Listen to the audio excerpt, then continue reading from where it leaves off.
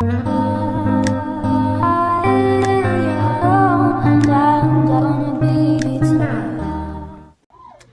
everyone, so welcome back to my channel. Today is going to be an exciting day because we are going to color our hair. What do you mean our? Today is a hair color day with my friends. So we used to do this when we were younger. We're going to do it again. First, let's freaking buy a bleach. Come on.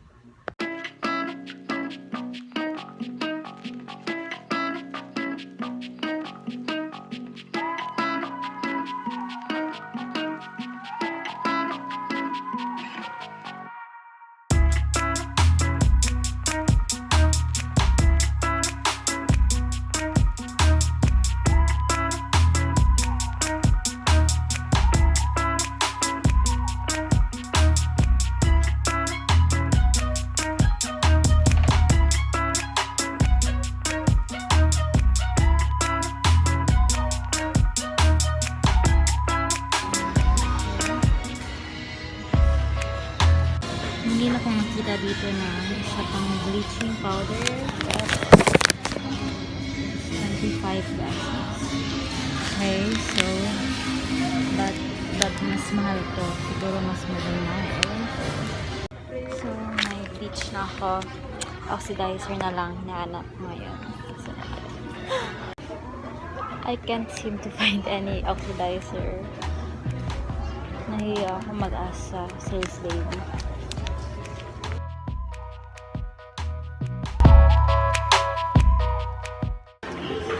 Turned out wala silang oxidizer, so maghahanap ako sa ibang store or mall.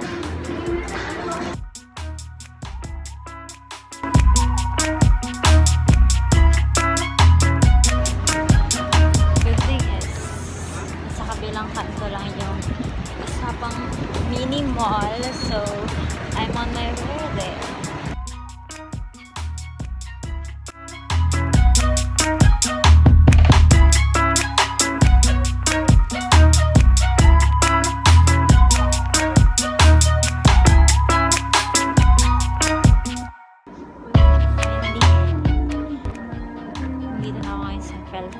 Galing ako sa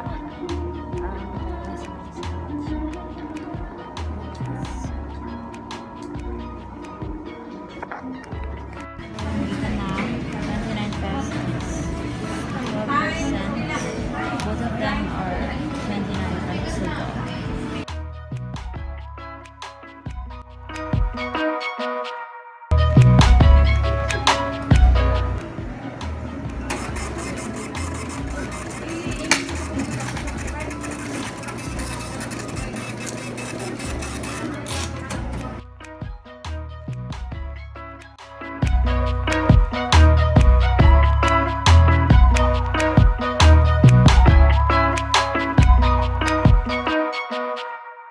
Okay, so I'm all set.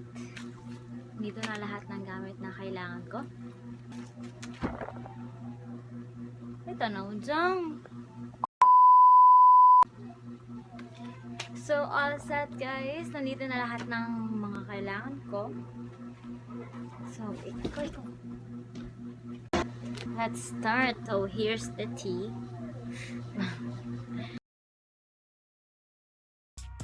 So let's start mixing in this plastic bowl. Remember guys not to use any metal ball. Any metal bowls, kailangan plastic. Hindi ko din alam kung bakit, pero yun yung nakita ko sa internet. So open natin to.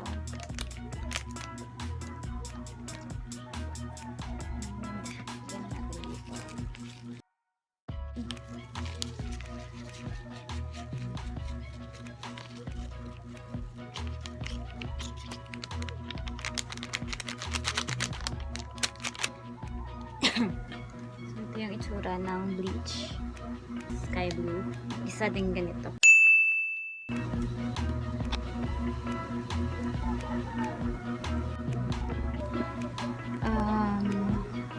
Di ako naligo guys kasi meron akong nabasa sa internet na as much as possible wag daw maligo the day before mag-bleach. Pwede lang maligo pero hindi maka-shampoo the day before mag-bleach. The more days na hindi ka maligo, the better. Kasi the more na hindi madadamage yung hair mo. Kung minimix ko na siya ngayon guys. This is supposed to be a group vlog kasama yung mga friends ko, but unfortunately alam niyo naman yung mga drawing squad ganyan, diba? Nakakainis.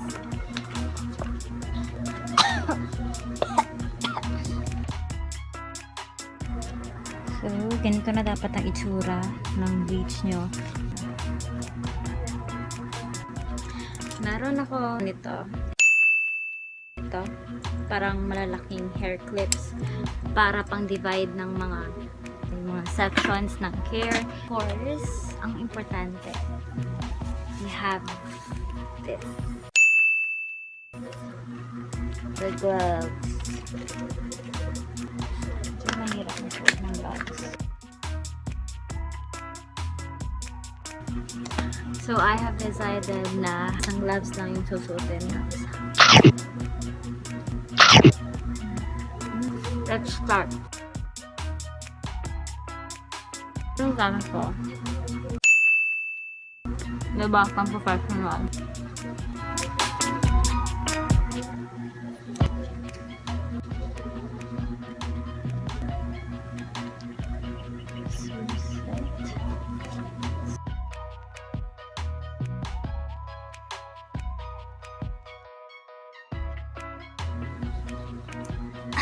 Ang kapri ata.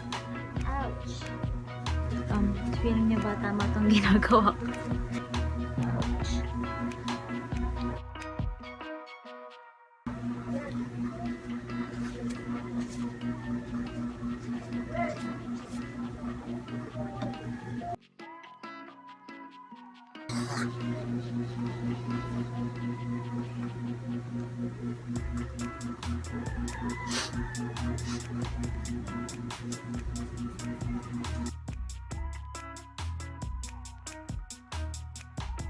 Ang tipid ko ata.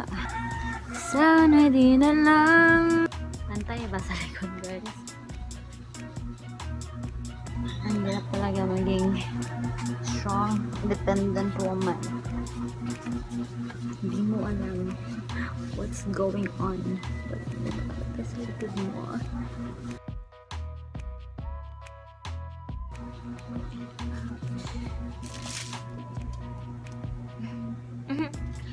So I got some foil and I hope this will help the itchiness.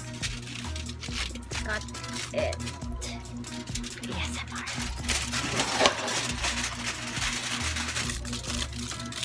Ito na.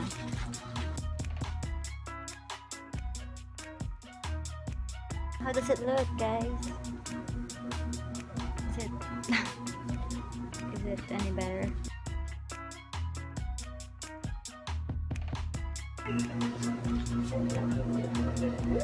So, tapos na. Hirap yung kalabasan.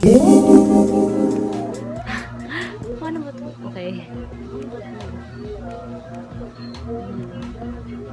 So, ito na guys ang kalabasan. Para kung basang sisiyo. Para sa akin, hindi pa na-cover lahat ng buhok ko. So, magtitigla ulit ako. I don't know lang. This here.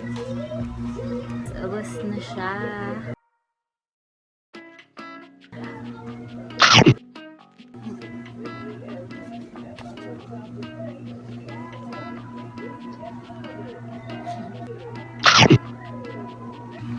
Tips din kung magko-color din kayo na DIY sa bahay. Yung susuotin nyo na t-shirt is yung t-shirt na kaya nyong i-sacrifice. Huwag yung favorite t-shirt nyo. For sure, maruruwan yan. Well guys, it has been 15 minutes. Bakit gano'n? This is a mess. complete mess.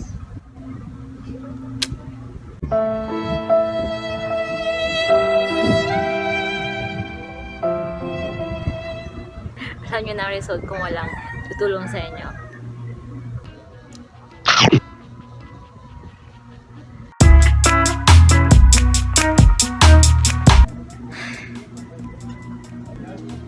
Ay, natatakot pa ako. Sabay nating tignan, guys. Mamaya na. Wait lang. 1, 2, 3. God. Mukhang okay lang naman. Parang red, orange vibe. Iba-blower ko na siya para maka-apply na ako ng color. Nagde-debate pa yung utak ko kung mag-bleach ulit or hindi na. We're ready to blow.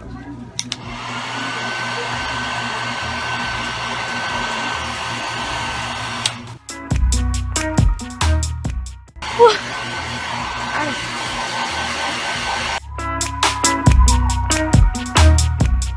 Wonder from yesterday.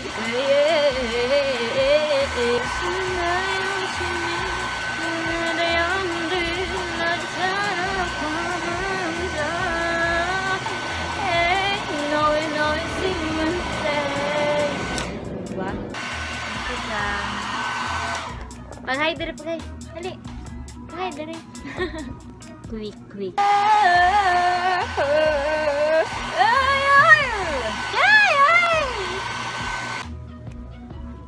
안녕하세요.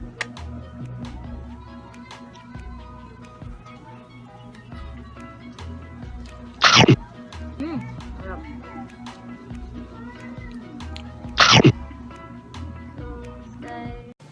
And syempre, kilay din para pantay. Ganun.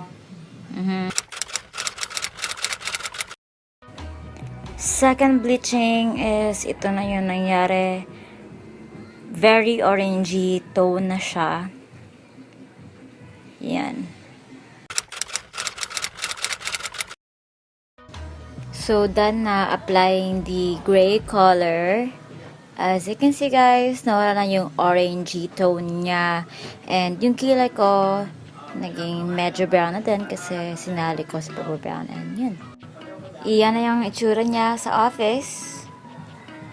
I kinda like it because nag-gray talaga yung mga ibang portion.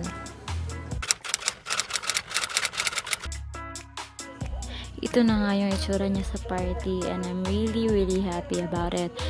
I get so many compliments. Ang ganda ng pagkaka-gray. So, yun na yun, guys. Sorry kung wala akong outro. Sobrang busy kasi. But if you have any suggestions or questions, don't hesitate to comment down below. And I'd be really happy to get back to you as soon as possible. Thank you. Love, guys.